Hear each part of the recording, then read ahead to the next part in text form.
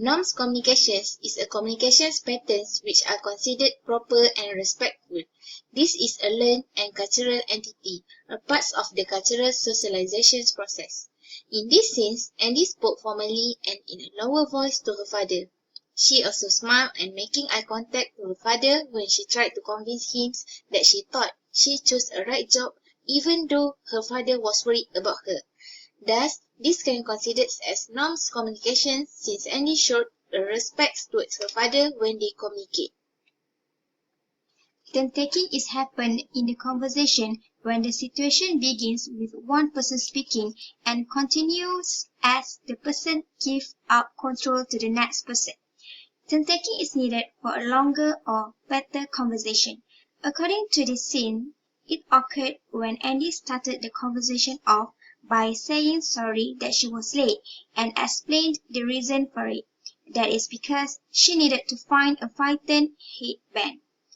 Then, one of her friends responded to her by saying that the headband is a trend nowadays.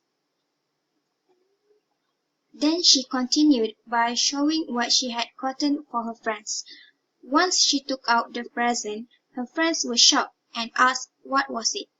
It was clear that her friends was her adjacency pass in this situation. Moving on to pathetic communication, it is generally known as small talk or chit-chat. We often use this type of communication in our daily lives in order to lighten up the mood rather than talking about ideas and opinions formally. In this scene, Andy was trying to start a conversation with Emily before they were heading home after a stressful day at work.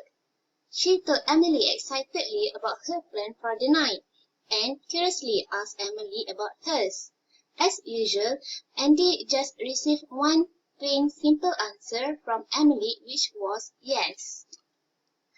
Last but not least is the barriers of communication, which are something that prevent a conversation to flow nicely.